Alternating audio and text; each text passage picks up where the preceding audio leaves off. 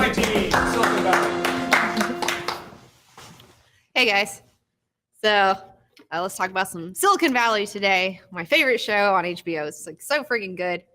Before we get started, I'd like to remind everyone that Epic History X-Men Volume 3, The Dark Phoenix Saga, is now on Vimeo on demand. You can go check it out for the price of a comic book. You get over an hour-long documentary. It's got voice acting and like lots of cool stuff. And so if you ever wanted to know what like the Dark Phoenix is about, because everybody knows about the Dark Phoenix, but nobody like has actually sat down and read the comic apparently, except for like me and T-Bone, our director. So, you know, if you want the real history, you want to see what's up, go check it out.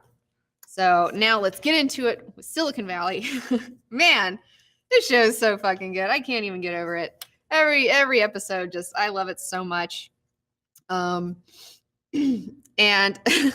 okay, so yes, Jared is fucking killing it this season. Like the shit they're doing with Jared is just like the best, like the absolute best. I love his character this season. It's so much fun. And I had a lot of fun with in like one of the first scenes where Richard is talking to his people and his people on his coders, you know, and he's talking about the tabs and the spaces, you know, and he's friggin' tabs Nazi. And he has Dinesh come on, you know, and he's like, all right, so we're going to have the man with the tan. Come on. And then Dinesh is like, it's not a 10. This is how I was born. Like I was just like dying laughing so hard. Guilfoyle's suspiciousness of the bartender girl was funny. It's like, Guilfoyle's getting a little jelly, you know. I mean, we saw his girlfriend like last season, or kind of girl, or whatever they've got going on.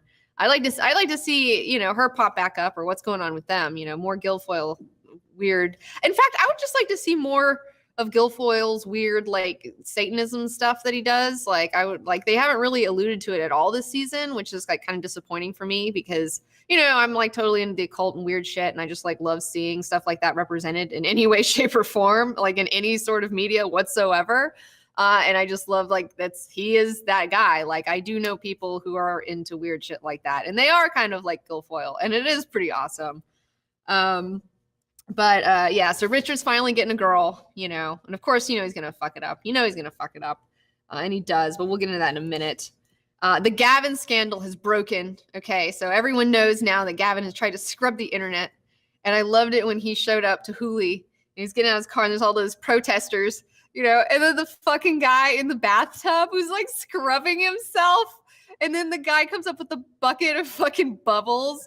And like, it's so silent. Like, it's so funny because it's so non-violent. You know, it's like the best non-violent like way to protest something. It's just like bubbles. And then like everyone just stops for a minute. And then they all start cheering, you know, like, oh, that was so good.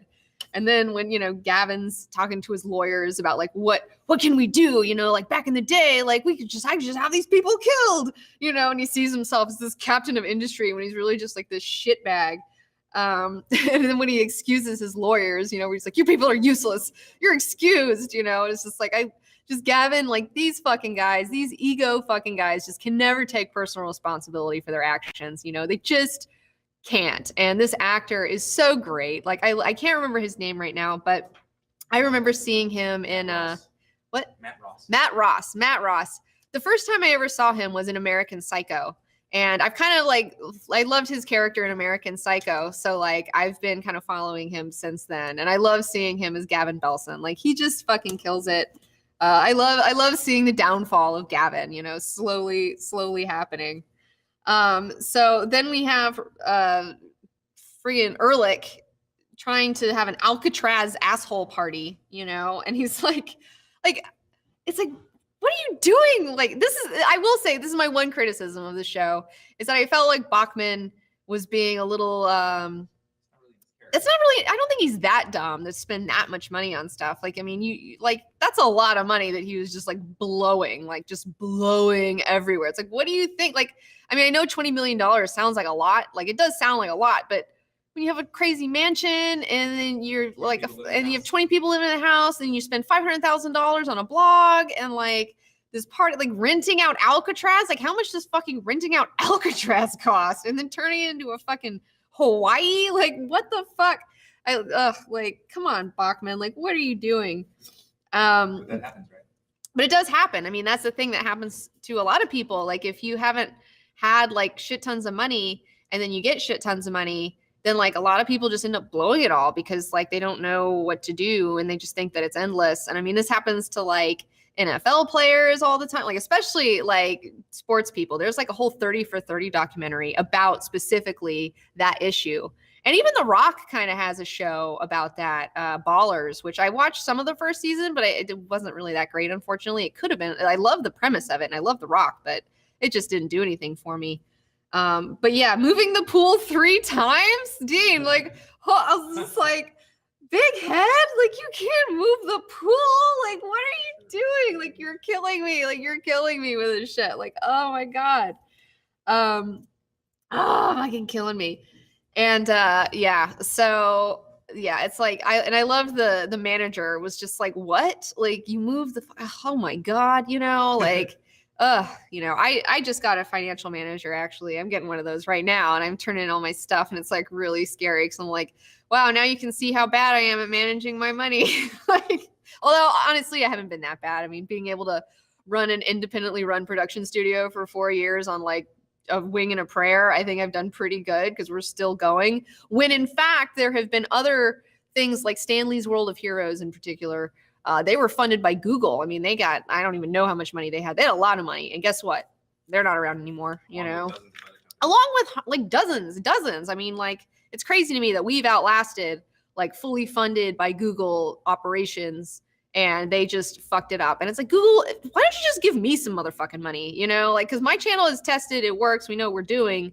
We just need capital. Like, that's the only thing we're missing. It's just like, we don't have a team to like put shit out as quickly as we'd like to do because it's just 2 assholes in their fucking apartment studio. So, you know, whatever. But this show brings it up for me. I love that Jared, one really great Jared moment is when they were talking and he's like, oh, what's Richard, what's your girl's name? It's like, oh, her name's Winnie. And he's like, oh, I used to have a stuffed animal named Winnie. I got a plastic bag, a Ziploc bag, and I stuffed it full of newspapers and I drew a smile on it and named it Winnie. I was just like, fuck, Jared, your fucking childhood is so bad. I hope they keep doing that joke. I know. I want to know what Jared's like fucking childhood story is. So bad, like so bad. I did also appreciate when Bachman was in the office talking to the tech blogger girl, you know, and he's like trying to convince her not to give up his source, you know, and he's like, you're a journalist, you know, integrity. And she's like, I'm not a journalist. I'm a tech blogger. Like, I write articles for the internet, you know, like, it's just like, I'm so glad that she said that because it's like, man, blogging is, it's a thing. It's not, there's not journalistic integrity on the internet. Like, you can't believe everything these people like fucking put out there. Like, oh my God. In fact, I want to make I should make a Winnie like Ziploc bag thing, like just have it, like just have my own little prop. But yeah, the tabs versus spaces holy war. If any of you coders out there are listening in, or you guys know anything about this, you tell us in your chats. Chat with us. Is it tabs? Is it spaces? What's the big deal? Because I don't fucking know. Like, I don't care. And I feel like I'd probably be with Winnie, where it's just like, well, it doesn't fucking matter. So what's your problem? You know? In fact, I've had similar, I mean, I haven't had that conversation, but I have had similar conversations with people where I'm just, what's your problem? But some people, man, they just can't handle it, you know? They just can't handle it. And Richard is one of those people. And Richard's always getting in his own way, you know? It's just like, that's the fucking, oh, that's Richard in a fucking bag. Ugh. But the big thing, Winnie cosplay, yes. What does that even look like? Jesus Christ. So I love that Jared, now that Richard is opening himself up to dating, Jared's like, well, maybe I'll open myself up to dating. And I remembered, and I called this before Dinesh said it, when I was watching, is when he walks out with his girl, you know, and I was just like, this guy fucks, you know, like Jared fucks, yes, you know, and it's like so funny that fucking douchebag guy called it. Like, he totally called, like he just smelled it on, was just like, yep, that guy fucks. And he totally does. Like, what an amazing fucking payoff. Like, what a hilarious payoff for like just some random thing that some random character said. It's not even in the show anymore. And then they do something hilarious with it. Like, that's the writing on this show is so fucking good. And he even like bangs her like in the fucking garage. Like, it's like, what? But it's totally, I don't know. It makes sense. Like, cause I mean, that's the thing. I think girls would be attracted to Jared for sure, because it's like, okay, he's sweet. he's genuine, and that's the thing. He's sincere and he's genuine, and when he talks to you, you know, he like really cares about your problems, you know, and like he's like really listens, and that's what unfortunately most girls just want someone to listen, you know. It's like it's not rocket science, guys, you know. It's like just like pretend like you give a shit and listen a little bit and like just commiserate a little bit, you know. Don't try to fix the problem though. That's the thing. That's where guys go wrong. They're always trying to guys are always trying to fix the problem. And girls, we're not telling you the problem so you can fucking fix it for us. We're telling you the problem because we're like, we just want you to share and empathize with us on something, you know? It's like, it's a sharing of your life. It's not like, I don't need you to come in and fix it. I just want to tell you about what's going on. And then, you know, we can fucking talk about it and you can tell me the things that are going on in your life. It's a sharing. It's a sharing. Anytime, you guys, if you guys need relationship tips, I need to have my own like relationship fucking deal. Yeah, my love line going on. But when Bachman was asking Jared if he was going to bring his new girl to the Alcatraz party, and he was like, "Oh no, I think it's too early for that." And then he's like, "Good idea. Don't bring sand to the beach." You know, it's like, don't bring sand to the beach when there's always going to be pussy everywhere. Like that was definitely one of my favorite lines in the episode. Definitely one of my favorite lines. I love that Dinesh's fucking plan backfired as always, you know, where he's like calling himself fucking Pakistani Denzel. It's like, oh, are you kidding me? Like, and then he fucking upreses the video and then he's the dog face. He's the dog face. And I'm so glad Guilfoyle was there to just like be like, wow, this is what you get for being a fucking asshole, you know. It's like, and I love that Guilfoyle though got him to do it in the like that. He's so Luciferian, you know. He's just like puts these ideas in his head, and then it's like, oh, poor Dinesh, you know, that poor fucking guy. I feel a little bad for Dinesh. He's not a bad guy. He's just awkward, you know. I mean, these guys, they just unlike Jared, he's not being himself, his true self. Yeah, unlike Jared, he's not being his true self, and that's the big problem. It's like you can't don't say you're Pakistani Denzel to somebody when you're not that cute, okay? Like that's a lie. You can't do that because she's gonna see your face eventually.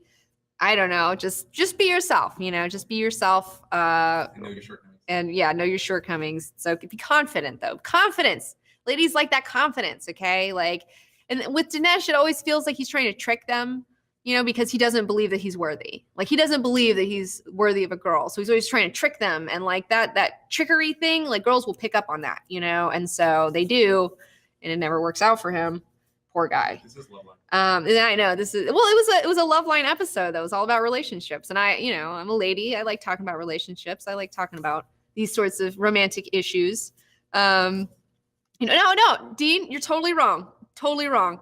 If you're a dog face, it doesn't matter. If you just bring it and you're confident about it and you're just like, whatever, you know, and you just don't give a fuck, trust me. Like, I know dudes that are not cute and they get chicks all the time just because they're fucking confident, you know, like I am not kidding you. So just keep that on your head. Just own it. Whatever you got, girls and boys, just own it. You know, you guys got to fucking, you know, if you're a little fat, just own it. It's fine. You know, just like don't try to hide it and be ashamed. It's going to make people, ugh.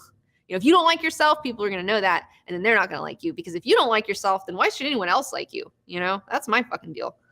All right. So we go to the Bachmanity insanity fucking luau, and everyone's bummed out because it's fucking Alcatraz. So it's fucking cold and it sucks there, and it's like not warm, and everyone's wearing a fucking jacket at this dumb luau themed fucking deal. It makes no sense. And of course, you know, Bachman, this whole thing is all about his ego and all about like showing off and like looking cool in front of people. And what does it turn into? It's just like you know, they find out they just wasted all their money, you know. And I love the business managers. Like, I've called you several times. I left messages like, you did not call me back. You guys are insolvent. And like, it was the ending line was just the best. Like, it was just such a great payoff. Again, just such great writing, where they go up there at the end and they're like, aloha means hello. And then Big Head is like, oh, and also goodbye, and just cut. And it was just such a perfect ending to such a great episode. This show continues to kill it for me. Silicon Valley is just fucking the best. You guys share it with your friends and family. Tell people. I was telling my neighbor last night. I just totally busted into my neighbor's fucking place and was just like, hey. and I was like bitching about X-Men because I just had to bitch to somebody about it, and they were. Just burst into your neighbors. Yeah, well, they had their front door open, and like it's like my place is. Yeah, well, no, their front door was wide open, and like one of them was out in the yard talking on a phone, and then they had some toy that was like going off that like wouldn't shut up or something, and I don't know. They're like YouTuber types, okay? Like I somehow managed to live next door, like, and not next door, like I live in this weird thing that's like an offshoot of their house, so it's like we kind of share a wall or something. You just happen to move next to another YouTuber. Yes, I just happen to move next to another YouTuber. It's like really, it's weird, but we don't do the same things or anything. But yeah, I was in there and the guy was like, "Oh, is Silicon Valley any good?" And I was like, "Oh yeah, like what are you doing, dude? Come on, Daryl, fucking watch that shit." So yeah, I'm the wacky neighbor. I bust in on my neighbors and I tell them that movies are bad and to watch Silicon Valley. That's what I do. So yes. So let's wrap it up. Epic History X-Men Volume 3, The Dark Phoenix Saga is available on Vimeo on demand for $3.99.